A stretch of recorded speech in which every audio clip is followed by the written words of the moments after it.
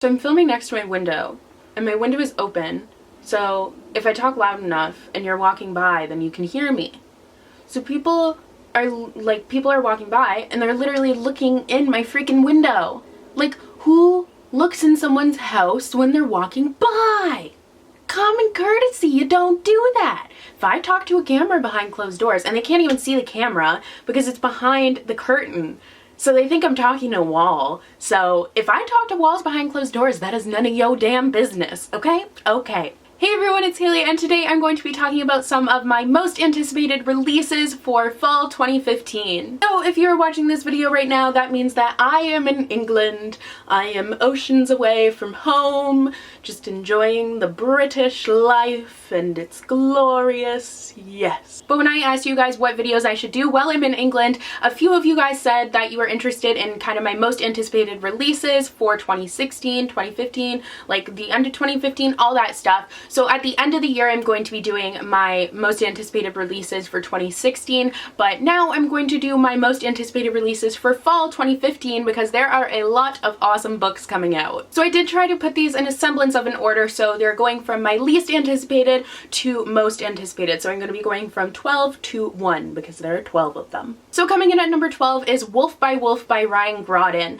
This is actually the author of The Walled City. I haven't read that book yet, but I do own it, and this book just sounds nuts. It is so hard to explain, but it is a historical fiction kind of reimagining where Hitler has won, and it's him and Emperor Hirohito from Japan. Like, it's the Third Reich and them, and they're ruling the world together. And there's this whole Axis tour, which is like this motorcycle race, and the winner gets to like meet with Hitler, and this person, the main character of this book, is trying to win so then they can meet with Hitler and end up killing Hitler. It is honestly so hard to explain this book, but it sounds like it is going to be crazy nuts and super, super cool. This one is coming out October 20th. Coming in at number 11 is 1,000 Nights by E.K. Johnston. This is another retelling of Arabian Nights, or I forget what it's called, but it's the same story that The Wrath and the Dawn is retelling, and ever since that one I have been super interested in all retellings of Arabian Nights, or whatever the fairy tale is. And this one seems really, really cool. It's super hard to explain, so I'm not going to even try. Like, there's so many things that are going on. I would completely butcher it, so I will link it down below. All of these books will be linked down below, but it just seems like it's going to be really great, and the cover is really, really beautiful. And this one comes out October 6th. Coming in at number 10 is The Marvels by Brian Selznick. I've never read any of Brian Selznick's works, but they all really, really interest me, and I do really want to read them. They're just all so expensive that I'm always really hesitant to buy them for myself, so I'm probably going to ask for this one for Christmas. But it's a really cool concept because half of the story is told in illustrations and half of it is in actual, like, it's a really cool concept because half of it is told in illustrations and half of it is told in prose, and they're both separate stories, but they kind of end up intertwining. So the illustrated part takes place in 1766, and it follows the lone survivor of a shipwreck and the adventures of his family of actors over the generations. And then the next part takes place in 1990, where the main character has run away to his estranged uncle, and they have to work together with the reader to discover all these mysteries and stuff. It sounds super cool, really interesting, and pretty interactive, so I'm super excited for it. And this one is out September 15th. And at number 9, I have November 9 by Colleen Hoover. I love Colleen Hoover, and this one sounds like it's really going to appeal to me. It's kind of about a writer and his unexpected muse. Basically, this girl is about to move cross-country, and across the country, and on her last day in LA, she meets this guy who's an aspiring novelist, and he realizes that she has been the inspiration. Her crazy life and her crazy adventures are the inspiration that he has been looking for his novel. So he kind of makes her his muse, and they spend this last day in LA together, and then they agree to meet on that day for years to come. So it follows that day for the rest of the years to come, and you see them meeting, and then she kind of discovers that she thinks he's been keeping things from her. It seems really, really interesting, and I'm super excited for it. It's very hard to explain. I'm really bad at synopsizing right now. It's just not a thing that I'm good at. It just sounds like such a cool concept with the writer and the muse and the day that they meet. It's just so unique. I really, really love it, and knowing Colleen Hoover, it's going to be heartbreaking. This one comes out November 10th, which is kind of funny because the title of the book is November 9th. Coming in at number 8 is Standoff by Andrew Smith. This is the second book in the Winger duology, and Winger ended on a really, really sad note. It's about a boy who is young, but he goes to boarding school, and he's like young for his age in the grade that he's in. It's a really funny story, but it ended on such a surprising and kind of really sad note that I'm super interested to see the direction that this story is going to take. Knowing Andrew Smith, it's going to be pretty quirky and pretty weird. I'm really interested to see kind of the direction it's going to go in. And this one comes out September 8th. Coming in at number 7 is Winter by Marissa Meyer. This is the final book in the Lunar Chronicles, and I've only read Cinder and Scarlet, and I did enjoy them. I didn't love them, which is why this isn't higher up on the list. A lot of people really love this series and are really, really anticipating this conclusion. I've heard though from a lot of people that Cress was their favorite, so I'm excited to read Cress. I just don't have it yet and I haven't read it, but then I will probably be more excited for Winter. But I definitely am really intrigued by the concept.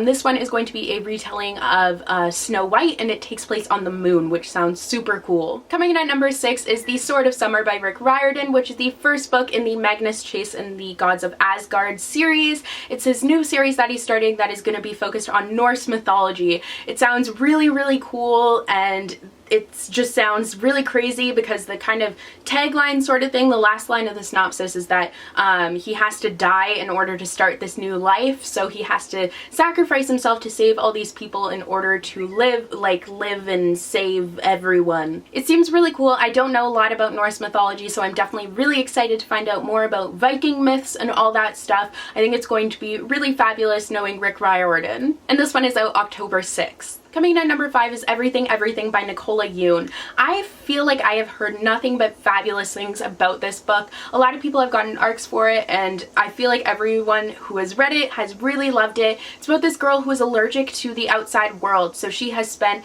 every single day since she was born in her house because she can't go outside. And then she has these new neighbors that move in, and of course there's a cute boy and there's romance, and it just seems like it's going to be very heartbreaking but very interesting. It's a really unique concept, and I'm really, really excited for it. This one is out September 1st. Coming in at number 4, we have Six of Crows by Leigh Bardugo. This is another book that is taking place in the Grisha-verse, which was the Grisha trilogy by Leigh Bardugo took place in that kind of world, and it's basically about this boy who is invited on this quest where he'll get everything that he can imagine, all the riches he can imagine, and he's in this group of really interesting characters.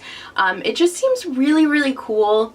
I've heard fabulous things about it. I'm excited to be back in the Grisha universe. It's a really cool concept, the whole universe. This boy is a criminal prodigy with all of these interesting kind of other criminal people, and it just seems like it's going to be a really fun and intriguing read. And this one is out September 29th. Coming in at number 3, we have a book that I actually already have in my hands, and that is Ice Like Fire by Sarah Raj. This is the second book in the Snow Like Ashes trilogy, and I've already read it. My review will be going up closer to the release date. It was so fabulous. There's a lot more kind of political intrigue rather than romance in this one. There is so much character development. There's a lot of kingdom. It's crazy. It's so good. Oh, if you haven't read the first book in this series, you definitely need to, and then you need to go and read this one when it comes out because it's fabulous. And this one comes out October 13th. Coming in at number 2, we have, of course, Queen of Shadows by Sarah J. Maas. I caught it! I caught it!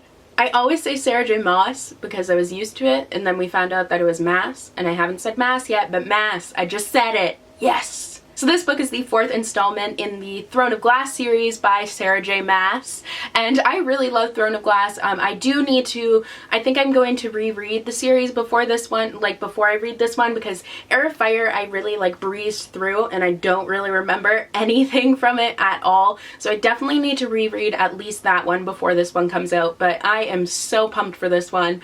These books just keep on getting better and better with every installment, and I cannot wait. And this one is out September 1st. And finally, my most anticipated book of fall 2015 is Library of Souls by Ransom Riggs. This is the final book in the Miss Peregrine's trilogy, which is so fantastic. It's one of my favorite trilogies. I love it so much.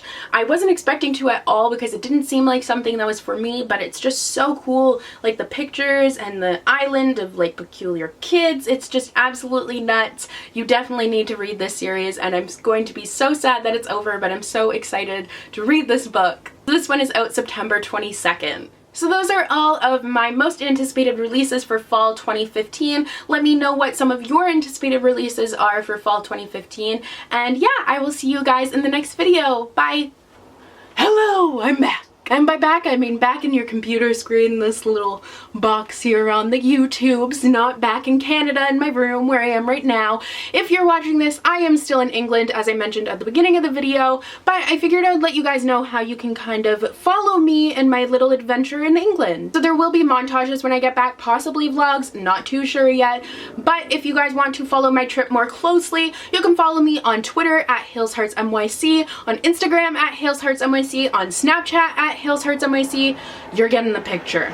But if you forget that, all that stuff is linked down below and in my end screen. So yeah, I'm gonna go, and adios amigos. Hey everyone, it's Haley, and today